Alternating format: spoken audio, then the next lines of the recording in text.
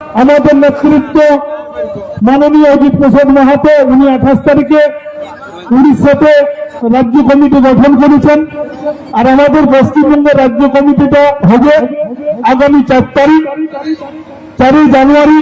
এই 4 জানুয়ারির পর আমাদের 6 এবং 7 ফেব্রুয়ারি আপনারা জানেন যে মুরগুমাতে আমাদের যে ধর্মীয় সম্মেলন, সেইখানে আমরা সারা বছরের কর্মসূচি গ্রহণ করে থাকি। সেই জন্য আমাদের তড়িঘড়ি করে এই সম্মেলনগুলো সংগঠিত করতে হচ্ছে। আর আগামী 2 তারিখে 2রা জানুয়ারি রানীগঞ্জ ব্লক সম্মেলন আমাদের এই লাগাতে হয়ে গেল, তাই তো লাগাতে হয়ে হচ্ছে। তো যাই হোক, আমি বিষয়ে চলে যাচ্ছি। দেখুন, আমরা এই কুর্মীরা এই পদ্মাগড় গ্রাম অম্বিকাবাবুর হাত ধরে আমরা আন্দোলনে নামি। সেই 2004 সাল থেকে আজ পর্যন্ত এই পদ্মাগড় গ্রাম কিন্তু সারা পশ্চিমবঙ্গের যে জায়গায় আমাদের বড় অনুষ্ঠান বা প্রোগ্রাম হয়েছে সে জায়গায় আমরা পৌঁছেছি। এই জন্য পদ্মাগড় গ্রামের সমস্ত মা কাকি জেঠি আত্মীয় স্বজন কাকা খুড়া সকলকেই আমি অসংখ্য ধন্যবাদ জানাচ্ছি। তো আমাদের এই যে সংগঠনটা শুধু যে দাবি আদায় তা নয়, আমাদের প্রত্যেকটা প্রান্তে যে কুর্মী জনজাতির মানুষজন আছে তাদের সুখে দুঃখে বিপদে আপদে আমরা যাতে দাঁড়াতে পারি তার জন্য কিন্তু আমাদের এই সংগঠন। এই কৃষ্ণ ভাই, কাবুল ভাই, হারাধন ভাই এরা আসিছে। আপনারা জানেন যে মুকুটমণিপুর ড্যামটা প্রায় 80% কুর্মী লোককে উদ্বাস্তু করে তৈরি হয়েছিল এবং এই মুকুটমণিপুর ড্যামের জলটা যাতে কৃষিকাজে ব্যবহার করা যায়, যদিও আমরা পাই নাই, বিশেষ করে আমাদের এই সোনাগড়া অঞ্চলের এই দিকটা আমরা পাই নাই, কিন্তু অন্যান্য অঞ্চলগুলো পায়। সেটা আমরা দেখেছি যে কয়েক বছর প্রায় 1.5 দশকের মতো নিয়মিত জল ছাড়া হচ্ছিল না। আমাদের এই কুর্মী জাতির আন্দোলনের ফলে নোটিফিকেশন দিয়েছে সরকার, দেখেছেন যে আমরা যে যে ডেটগুলো দিয়েছিল যে সরকার বাধ্য হয়েছে ওই ডেটে জল ছাড়তে। তো সেটা ডেট ওরা ঘোষণা করেছে। তার জন্য কৃষ্ণ ভাই, কাবুল ভাই, হারাধন ভাই, সুভাষ ভাই এদের যে লড়াই, এই লড়াইকে আমরা উর্নিশ জানাই। আপনারা দেখেছেন ইতিপূর্বে যে ধান সরকারি ভাবে যে ধান ক্রয় করা হচ্ছিল, সেই ধান আগে 10 কেজি 1 কুইন্টালে বাদ দেওয়া হয়েছিল, কখনো 8 কেজি বাদ দেওয়া হয়েছিল। সেটা আমরা আস্তে আস্তে 4 কেজি 3 কেজি এবং যদি সেরকম কারো আর্দ্রতা বা ময়লা না থাকে আমরা 2 কেজি পর্যন্ত নামায় আনতে পারিছি। আপনারা দেখেছেন যে সারের দাম কখনো দেখা গেছে 2800 টাকায় বিক্রি হচ্ছিল, 1740 টাকার সার, সেটাও কিন্তু কুর্মীরা আন্দোলন করেছি। তো এর ফলে শুধু কুর্মীরা উপকার পায় না, সমস্ত জাতি ধর্ম বর্ণের মানুষ কিন্তু উপকার পেয়েছে। তো দুঃখের বিষয়, আমরা এই যে লড়াইটা করি, এই লড়াইটা আমাদের না করলেও হতো, কারণ আমরা যদি অতটাই স্বার্থপর হতো শুধু কুর্মী এই জাতিসত্তার জন্য লড়াই করতাম। এই জাতিসত্তার লড়াই বাদ দিয়েও আমরা কিন্তু সামগ্রিক লড়াইয়ে আছি। এই লড়াইয়ে আমরা পরপর সমস্ত বিষয়ে সফল হয়েছি। কুর্মী আন্দোলনও আমরা সফল, এখনো পর্যন্ত ব্যর্থ নয়। কোন জায়গায় ব্যর্থ না, আমাদের যে সর্বোচ্চ দাবিটা কি না, এসটি করতে হবে। এর জন্য কেন্দ্র এবং রাজ্য সরকারের চিঠি চাপাটি হচ্ছে। এই চিঠি চাপাটি আমাদের রাজ্য সরকার আমাদের সাথে বিশ্বাসঘাতকতা করছে। আমাদের যে কমিউনাল জাস্টিফিকেশন যেটা পাঠানো হচ্ছে না, এই কমিউনাল জাস্টিফিকেশনটা 2টো বিষয়ের উপরে আটকানো আছে। একটা, সরকার দেখাচ্ছে না যে কুর্মীদের মধ্যে লাজুকতা আছে, এই বিষয়টা দেখাচ্ছে না। এই লাজুকতাটা কি, লার্জ কমিউনিটি অর্থাৎ বৃহত্তর জাতিগোষ্ঠীর সাথে মিলামিশার ক্ষেত্রে লাজুকতা। আমাদের কুর্মীরা সচরাচর অন্য জাতের লোকদের সাথে মিলামিশা করতে পারে না বলে অন্য জাতের লোকদের সাথে আমাদের কোনো বিয়ে ঘর হয় নাই। এখনো পর্যন্ত আনুষ্ঠানিক ভাবে কুর্মীদের কোনো অন্য জাতের সাথে বিবাহ হয় না, অর্থাৎ অসবর্ণ যে বিবাহ সেটা হয় নাই। দ্বিতীয় যেটার জন্য আটকে আছে সেটা হচ্ছে যে এই কুর্মী জনজাতির মানুষজন যে এলাকায় বসবাস করে সে এলাকার যে যোগাযোগ ব্যবস্থা সেই যোগাযোগ ব্যবস্থা আর বিচ্ছিন্ন নাই।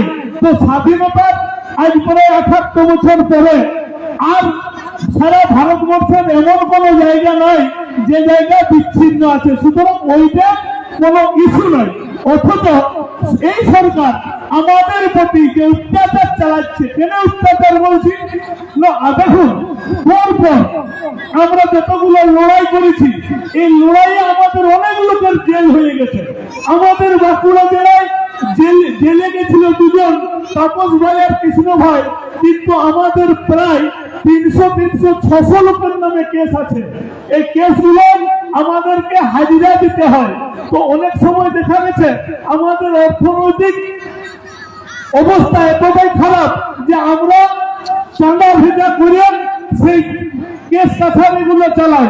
তো যারা যে সমস্ত ছেলেরা যাদের রোজগার আছে সেই ভাইদের মামলা চালানোর জন্য 2 টাকা, 10 টাকা, 50 টাকা, 100 টাকা যে যেমন আগে দান করতে সেরকম দানটা করবেন, কারণ মামলাটা আমাদের লড়তেই হবে। কারণ এই লড়াইটা বর্তমানে সরকারের বিরুদ্ধে, তৃণমূল সরকারের বিরুদ্ধে। কেন বলছি? তৃণমূল সরকারের কুর্মীদের প্রতি অত্যাচার করছে। আপনারা অনিকেত মাহাতো, ডাক্তার অনিকেত মাহাতোর নাম সবাই শুনেছেন। বর্তমানে যে আর্থিকর যে হসপিটাল কলকাতায় সেই তিলোত্তমা যে ধর্ষণ কাণ্ড, সেই ধর্ষণ কাণ্ডের একটা মুখ প্রতিবাদী মুখ অনিকেত মাহাতো। সেই অনিকেত মাহাতোকে মেরিট অনুসারে বুদ্ধিমত্তার পরীক্ষা দিয়ে অনিকেত মাহাতো আর কি করে চাকরি পাওয়ার কথা, কিন্তু এই রাজ্য সরকার ওকে ওই আর কি করে নিয়োগ দেয় নাই। কি করল? হাইকোর্টে গেল, হাইকোর্ট থেকে জয় পাইল। মমতা ব্যানার্জি সরকার সুপ্রিম কোর্টে গেল, সুপ্রিম কোর্টেও জয় পাইল, কিন্তু এখনো পর্যন্ত অনিকেত মাহাতোকে নিয়োগ করে নাই। অর্থাৎ এই মাহাতো পদবিটা যদি দেখেছে তো এই সরকার আমাদের উপর অত্যাচার শুরু করে দিয়েছে। তো আমরা আমাদের এই অজিত প্রসাদ মাহাতোর নেতৃত্বে আমাদের যে লড়াইটা সংগঠিত ভাবে চলছে, জনপ্রিয় জননেতার নাম হচ্ছে অজিত প্রসাদ মাহাতো। আমরা হচ্ছি তার সংগ্রামী সৈনিক মাত্র। এই অজিত বাবু কি বলেছেন আপনারা দেখেছেন যে আমাদের 51 জনকে যখন পুরুলিয়ায় এই গত 20 সেপ্টেম্বর রেল অবরোধকে কেন্দ্র করে 51 জনকে মানে নিরপরাধ 51 জনকে জেল দিল। কালকে একটা ভিডিও ভাইরাল হয়েছে, সেই ভিডিওটা একটা 19 তারিখে ঘুমাচ্ছিল, তার ঘরে ঢুকেছে গেঞ্জি হাফ প্যান্ট পরে বেচারি ঘুমাচ্ছিল, তাকে বলছে এখনই থানায় যেতে হবে। সে বলছে যে আপনার কোন অর্ডারে আপনি আমার ঘরে ঢুকেছেন? পুলিশ ঘরে ঢুকতে পারে নাই বিনা ওয়ারেন্টে, অথচ সেই ছাত্রকে এত অত্যাচার করেছে যে জবাবও বলছে করতে হবে নাই, আমরা এইখানেই থাকবো, এইখানে দাঁড়াই আছি, তুই পর। কিন্তু সেই ছাত্র প্রতিবাদ করেছিল। সেই ভিডিও তখন পুলিশের ভয়ে প্রকাশ করতে পারে নাই। এই গতকালকে সেই ভিডিওটাও সামনে আসিছে। তো এত পুলিশ অত্যাচার করেছিল যে আমরা রেলে যাই নাই, অথচ বাধ্য করেছিল এই পুলিশে তার আগের দিন রাত থেকে অত্যাচার চালাতে। তাহলে এই পুলিশ যে সন্ত্রাসটা কুর্মীর উপরে করছে, এই কুর্মীর কিন্তু প্রতিবাদে গর্জে ওঠার সময় আসে গেছে। তাও আমরা একটা সুযোগ দিয়েছি, এই তৃণমূল সরকারকে আমরা একটা সুযোগ দিয়েছি যে আমরা জানি মানে তৃণমূল সরকার মনে মনে ভাবে নিয়েছে যে কুর্মীর জনজাতির মানুষ কেউ তৃণমূলকে ভোট দিবেন না। কেন দিবেন না? এত অত্যাচার কুর্মীর প্রতি করেছে এবং 18 সাল থেকে যে কমেন্টের জাস্টিফিকেশন আটকায় রেখেছে, তার প্রতিবাদ যে কুর্মী করবে কেই এটা তৃণমূল ভাবে নিয়েছে। এবং 16 থেকে 17টা এমএলএ সিট হারিয়ে যাবে সেটাও তৃণমূল ভাবে নিয়েছে। তাহলে কি করতে হবে? এই বিক্ষুব্ধ কুর্মীদের ভোটটাকে যাতে অন্য কোন রাজনৈতিক দলে চলে না যায়, মানে যারা হারাতে পারবে তৃণমূলকে, সেই রাজনৈতিক দলে যাতে না দিতে পারে, সেই জন্য কিছু আমাদের এই লোককে বলছে একটা নতুন রাজনৈতিক দল যার এখানে কোনো অস্তিত্ব নাই তাকে ডাকিয়ে নিয়ে তৃণমূলের কিছু নেতাকে ওইখানে কানাপাড়িকা হিসেবে ঢুকানো হচ্ছে এবং দেখাচ্ছে যে এই কুর্মীরাকে ওই দলটা করতে হবে, তার মানে কি তাহলে ওরা হারবে না, অথচ কুর্মীর দাবিটা ওরা মিটাবে না। তো এই জন্য আমরা শেষ সুযোগ তৃণমূলকে দিয়েছি যে আমাদের গায়ে ঘরে যারা কানাপাড়িকা তৃণমূলের নেতা আছে, ছোটখাটো বড় নেতা, কেউ জেলা পরিষদের মেম্বার, আমাদের বাঁকুড়া জেলায় জেলা পরিষদের মেম্বার আছে গোটা চারে, আর একজন আছে আমাদের তৃণমূলের জেলা ব্লক সভাপতি। তো আমরা চাইছি যে আগামী 10 জানুয়ারি লাস্ট ডেট হচ্ছে, তৃণমূলকে দিয়ে আছে লাস্ট ডেট।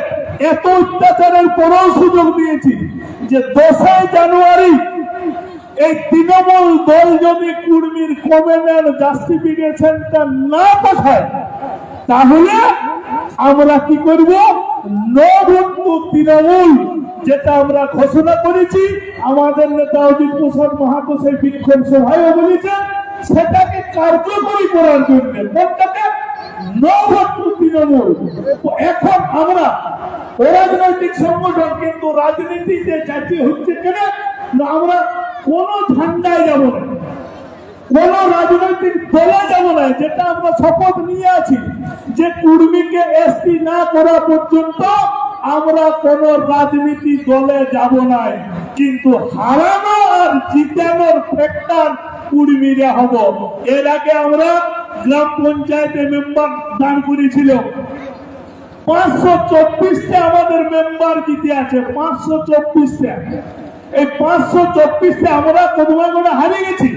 আমাদের পদুমাগড় গ্রামের রূপকার যিনি এইখানকে শিক্ষা দিয়েছেন, সেই দুর্গাচরণ মাহাতো সুযোগ্য নাতি নিশিনাথ মাহাতোকে আমরা দান করেছিল।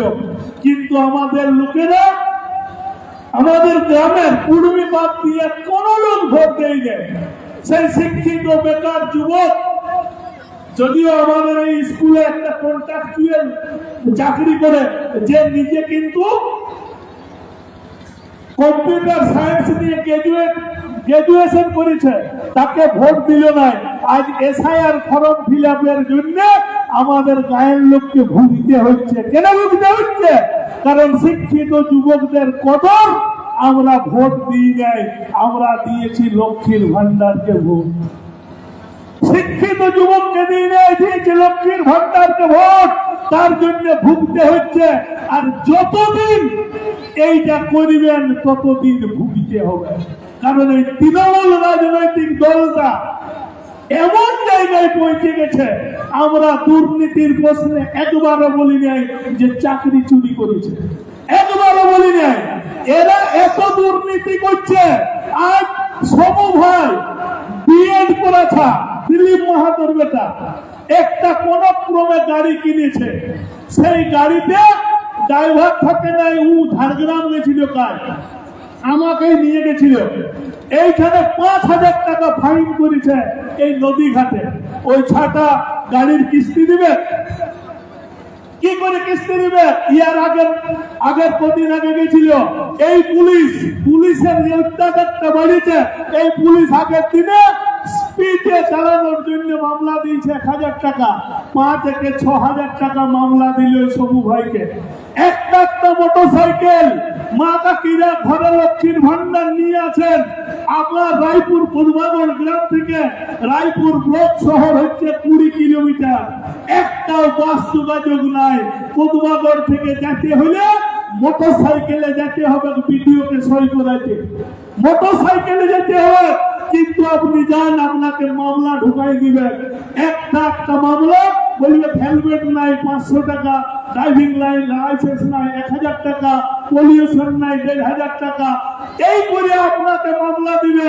লক্ষ্মীর ভান্ডার 1,000 টাকা দিয়ে আপনার ঘর থেকে প্রত্যেক মাসে 1,500 থেকে 2,000 টাকা করে নিয়ে যাচ্ছে এই মমতা ব্যানার্জি সরকার। অথচ আমাদের কোনো সুরাহা নাই। 7 টাকা 17 পয়সা ইলেকট্রিক বিল, পদুমাগড়ের 90% লোক ইলেকট্রিক বিল দিতে পারে না। কি করে দিবে? রোজগার নাই, রুজি নাই, জলের ব্যবস্থা নাই। অথচ পদুমাগড় হচ্ছে কি সেচ এলাকা, পদ্মাগড় কাগজ কলমে মুকুটমণিপুরের জল পায়, কিন্তু এইখানে জল করার কোন ব্যবস্থা করছে না এই সরকার। এইখানে ডিঙ্গাবান্ধা 3 বছর ধরে পোস্টার পড়ে গেল, 3 বছর ধরে যে এই হচ্ছে, এত ইঞ্জিনিয়ার এত আসতো ডেলি ভাবতাম যে জল হবে। বাঁশরথের বাঁধ পদ্মাগড়ের শুধু মাহাতলয় যত গরিব লোকের জমি হচ্ছে বাঁশরথ বাঁধ এলাকায়। এই বাঁশরথের বাঁধতে যদি সেচের জল আমরা এই মানে ডেঙ্গাবান এই যে কাকড়ার বান যদি করে দিতে পারি, পদ্মাগড় গায়ের এই এত তাস খেলা মা কাকিরে ডেলি গাইলে, আমিও খেলি ডেলি গাইলে, কিন্তু কি করবে এতগুলো বেকার ছা কোথায় কাজ করবে? সব ছা পাবজি খেলছে, কেন খেলছে? আজ এত বছর ধরে এসএসসি নেই, আমরা হ্যাকিং নিয়ে রাতের পর রাত দিনের পর দিন বই পড়ছ, আজ বই পড়ার রেয়াজটা উঠাই নিয়েছে কে? এই লক্ষ্মীর ভান্ডার। আপনারা লক্ষ্মীর ভান্ডার নিচ্ছেন বলে মমতা ব্যানার্জি ইচ্ছা মতো করে শাসন শোষণ চালাচ্ছে। এইখানে কর্মীদের বলছে ভোটটা যেহেতু তৃণমূলকে দিবে নাই ভাবেই নিয়েছে, অন্য যেমন রাজনৈতিক দল তৈরি করার চেষ্টা করছে, তেমনি অন্যদিকে বিজেপিও চেষ্টা করছে কি মুসলমানরা তো ভোট বিজেপিকে দিবে নাই, ভোট ভাবে নিয়েছে। কারণ রাষ্ট্রবাদী মুসলমান ছাড়া একটাও মুসলমান বিজেপিকে ভোট দেয় নাই, তাই ওরাও কৌশল করছে, বিভিন্ন রাজনৈতিক দলকে নিয়ে আসছে, যে রাজনৈতিক দলগুলো শুধু মুসলমানের কেউ ভোট দিবে। এই যে কৌশল, এই তৃণমূল একই কৌশল নিয়েছে কর্মীদের ক্ষেত্রে। আমি বংশ পরম্পরায় দেখে আসছি সাঁওতাল সত্তার কর্মী এরা সুসম্পর্ক ছিল, আছে, থাকিবে। কিন্তু এই সরকার কি করছে আপনারা দেখেছেন? এই পঞ্চায়েত ভোটের আগে 8ই মার্চ একটা বন্ধ ডাকিয়েছিল, এইখানে সাঁওতাল সম্প্রদায়ের লোকেরা কর্মীদেরকে এসটি করা চলবে নাই। আমাকে পুলিশ ডাকিয়েছিল যে এইটা কিছু বলা চলবে নাই। বলি ভাই আমার বিরুদ্ধে বল, আর আমি এই দোকান বন্ধ করে রাখবো? আমি রাখি নাই। তার জন্য সকাল 6টা থেকে সন্ধ্যা 6টা পর্যন্ত পদ্মাগড়ে পুলিশ গাড়ি দিয়েছিল। বলি কোন সাঁওতাল ছায়ের সাথে আমার দুশ্মনী নাই, যারা বন করতে আসেছিল আমি ওই ধারে জল পাওয়াতে গেছিলাম, ওরা আমার বোতলের জল খাইছে, ওইখানে খাইছে। এই সরকার ওদেরকে তেল ঢালি দিয়েছে, মুড়ি খেতে দিয়েছে, বলছে কুর্মীর বিরুদ্ধে বন্ধ কর। কেন কেন বলছে? কুর্মী এসটি হলে ওদের কি অসুবিধা হবে? খাওয়া অসুবিধা হবে, অসুবিধা হবে। এই পদ্মাগড় হাই স্কুলে যতগুলো মাস্টার বহিরাগত আসিছে একটাও মাস্টারি করতে পারবে নাই। ওই বিডিও অফিসে যতগুলো বাইরের থেকে এসেছে একটাও বিডিও অফিসে চাকরি করতে পারবে নাই। ওই পঞ্চায়েতে যতগুলো বাইরের লোক এসেছে একটাও চাকরি করতে পারবে নাই। তো কলিকাতার লোকগুলো কি খাবে? এই ভয়ে কুর্মীর এসটি ইস্যুটা আটকায় রেখেছে। কেন? এরা এসটি হয়ে গেলে 5th শিডিউল লাগু হবে, এই এলাকাটা স্পেসিফিক জুল হবে, এই এলাকার আইন এই এলাকার আদালত চালাবে এরা। ওই কলিকাতার একজন আইসি আছে, একটা 10 টাকা পকেটে পয়সা নাই, এইরকম ছাও রায়পুর চাই, অথচ তারাকে মামলা ঢুকাই দিচ্ছে, ঘর থেকে তুলে নিয়ে যাচ্ছে। এই যে পুলিশি অত্যাচারটা শুরু করেছে শুধুমাত্র কর্মীকে দমন করার জন্য নয়, এই এলাকার সমস্ত জাতির সমস্ত মানুষ যারা এই ভোগা করে ঘুরে, যাদের গা থেকে ভোটকা গন্ধ হয়ে যায়, সেই লোক বাছিয়ে বাছিয়ে ওরা মামলা ঢুকাচ্ছে। এই কলিকাতার পুলিশগুলা, এই কলিকাতার লোক একটা পুলিশ হতে পারবে না এই রায়পুর থানায়, এই রানীবান থানায়। এইখানের পুলিশ হবে এই এলাকার এসসি এসটি সাঁওতাল কর্মী সত্তার, এই লোকগুলা পুলিশ হবে। তাইলে আপনি ভাবুন, আপনার ঘরের ছাতা, আপনার ঘরের ছাতা ঘরে বুড়া বাম্মাকে ছাড়িয়ে আজ গুজরাটে খাচ্ছে, কেউ 5,000 কেউ 10,000, আর পুয়ার ছাতা আসে করে রায়পুর থানার পুলিশ হচ্ছে, তার বেতন হচ্ছে 85,000 টাকা।